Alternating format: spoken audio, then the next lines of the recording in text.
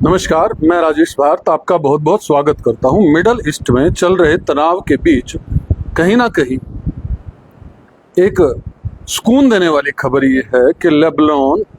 Lebanon और Israel के बीच America ने सीज फायर जो है वो 3 हफ्ते के लिए बढ़वा दिया है, जहां पर इजराइल के प्रधानमंत्री पूरी तरह से इस बात पर आतुर थे कि किस तरह से लेबनान को हमले कर करके ख़त्म किया जाए और अपने कब्जे में लिया जाए। वहीं पर अमेरिका बीच में मध्यस्थता करता हुआ साफ तौर पर नजर आ रहा है। पहले 2 हफ्ते का सीज फायर किया गया और अब इसे बढ़ाकर 3 हफ्ते का कर दिया गया है। वहीं अमेरिका के राष्ट्रपति डोनाल्ड ट्रंप ने ये बात साफ की है कि ईरान पर न्यूक्लियर हमला नहीं होगा, मतलब कि ईरान के ऊपर किसी भी तरह का न्यूक्लियर हमला नहीं किया जाएगा। वहीं पर बड़ी अपडेट ये देखने को मिल रही है कि ईरान और अमेरिका के बीच जो समझौता होना है वो किसी सिरे अभी जाता हुआ दिख नहीं रहा। उसका मुख्य कारण हॉर्मुज के रास्ते पर अमेरिका की नाकाबंदी को मुख्य तौर पर माना जा रहा है। लेकिन अगर मीडिया रिपोर्ट्स की माने तो गुरुवार को, मतलब वीरवार को, ईरान ने एक शिप से जो है वो टोल वसूला है। जैसा कि ईरान ने पहले ही ये क्लियर कर दिया था कि ईरान जो है हॉर्मुज के रास्ते जाने वाले शिपों से टोल वसूलेगा, तो ऐसा बताया जा रहा है कि कल एक शिप से टोल वसूला गया है। कितना टोल वसूला गया है इसकी अभी पुष्टि नहीं की गई है। वहीं अगर हम बात करें तो ईरान जब तक कोई समझौता नहीं करना चाहता, कोई ठोस समझौता नहीं करना चाहता, जब तक हॉर्मुज के रास्ते को अमेरिका क्लियर नहीं करेगा। आपको याद हो कि अमेरिका और ईरान के बीच पाकिस्तान ने समझौता करवाने की पूरी कोशिश की थी। कुछ दिन पहले ये तय हो गया था कि अमेरिका के उपराष्ट्रपति जो है वो इस्लामाबाद पहुंचेंगे, लेकिन ईरान से कोई भी प्रतिनिधिमंडल वहां से रवाना नहीं हुआ। पूरा दिन जो है इंतजार किया गया। अमेरिका से बार बार पाकिस्तान बात करता रहा और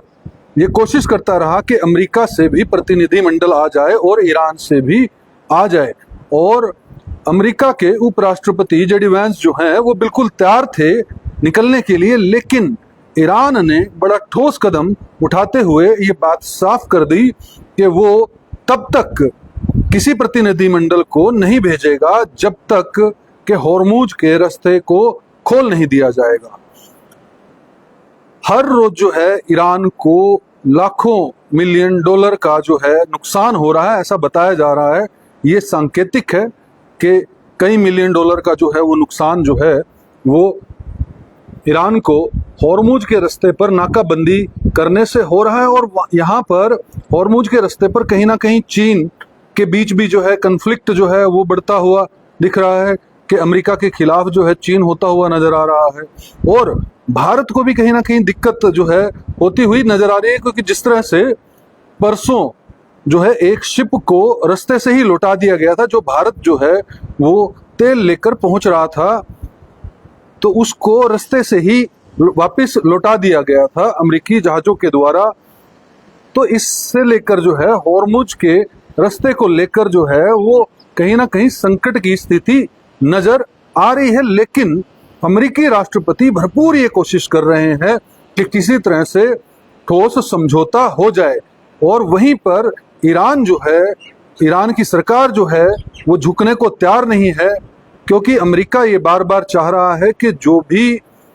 प्रस्ताव पारित हो, शांति का जो प्रस्ताव जो है पारित हो, लिखा जाए, वो सारे के सारे अमेरिकी टर्म्स एंड कंडीशंस को फुलफिल करता हो। वहीं पर ईरान जो है ये बात बार बार साफ कर रहा है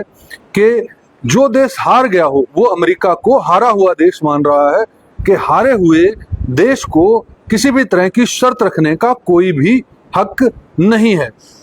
और ईरान जो है वो अपने ढंग से इस समझौते को करना चाहता है। और जिस तरह से ईरान इस पूरी समझौते की डील को जो है उसने बैकफुट पर डाल दिया है, उससे साफ तौर पर ये लगता है कि अपनी सैन्य क्षमता को फिर से एक बार जो है वो रिकवर कर लिया है ईरान ने, और ईरान जल्दी जो है वो हमले का जवाब देने के लिए भी जो है वो तैयारी कर रहा है, या उसकी प्लानिंग ये है कि अमेरिका अपना सब्र तोड़कर और किसी तरह से हमला करे और जिससे उस पर जवाबी कार्रवाई ईरान कर सके। ईरान ने पहले ही साफ कर दिया है कि अब की बार अमेरिका ने अगर युद्ध किया तो वो जो खाड़ी देश हैं जैसे सऊदी अरब है, यूएई है और भी आसपास के जो देश हैं उनको भी टारगेट करेगा, उनको भी पहले से अधिक क्षमता से टारगेट कर नुकसान पहुंचाएगा, और जिससे खाड़ी देश भी काफी चिंतित है और खाड़ी देश भी जो है वो कोशिश कर रहे हैं कि किसी तरह से ये समझौता हो जाए। वहीं पर चाइना भी ये प्रेशर डाल रहा है कि समझौता हो जाए, क्योंकि चाइना और रूस को अगर हम देखेंगे तो वो कहीं ना कहीं बैक प्ले तो 100% कर रहा है, क्योंकि ईरान के पास कितनी भी सैन्य क्षमता हो लेकिन अमेरिका जो कि वर्ल्ड की सबसे बेस्ट टेक्नोलॉजी जो है हथियारों में लिए हुए है, उसको टक्कर देना बिना चीन और रूस की मदद से संभव था ही नहीं। जिस तरह से ऑपरेशन सिंदूर जो है वो हुआ था और कहीं ना कहीं पाकिस्तान की मदद जो है वो चाइना ने की थी, इसमें कोई शक बिल्कुल नहीं है। तो इस तरह से अगर चीन और रूस अगर बैक एंड से फ्रंट एंड पर आ जाते हैं तो इसका अमेरिका और इजराइल को खासा जो है वो नुकसान झेलना पड़ेगा, जबकि इजराइल की सैन्य क्षमता भी जो है वो कहीं ना कहीं बहुत जो है पावरफुल है। वहीं अमेरिका की सैन्य क्षमता भी वर्ल्ड की नंबर 1 सैन्य क्षमता है। लेकिन जिस तरह से ईरान ने F-35 हो, विमान हो, उनको मार गिराया, जिन विमानों को कोई भी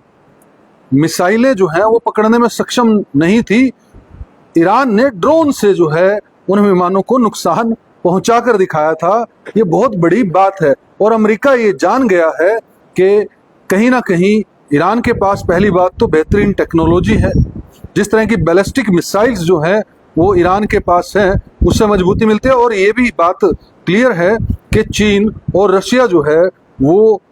खुलकर ना सही लेकिन पीछे से जो है वो हथियारों की मदद तो 100% कर रहे हैं, और इंटेलिजेंस को लेकर भी जो है वो ईरान की मदद जो है ये दोनों देश कहीं ना कहीं कर रहे हैं। इस बात से जो तेवर अमेरिकी राष्ट्रपति डोनाल्ड ट्रंप के आज से 25-30 दिन पहले थे वो तेवर सब के सब हवाई हो गए हैं, और अब अमेरिका चाहता है कि वो हर तरह से सीज फायर को बढ़ाता रहे और जो है वो ये युद्ध जो है वो समाप्त हो जाए, लेकिन हॉर्मुज पर नाकाबंदी करके वो कहीं ना कहीं अपनी दादागिरी या कहें अपने आप को प्रभावशाली भी दिखाना चाहता है। इस पूरे घटनाक्रम पर आपकी क्या राय है हमें कमेंट के माध्यम से जरूर बताइएगा, और इस वीडियो को लाइक और शेयर कीजिएगा और हमारे चैनल को सब्सक्राइब कीजिएगा। जय हिंद, जय भारत।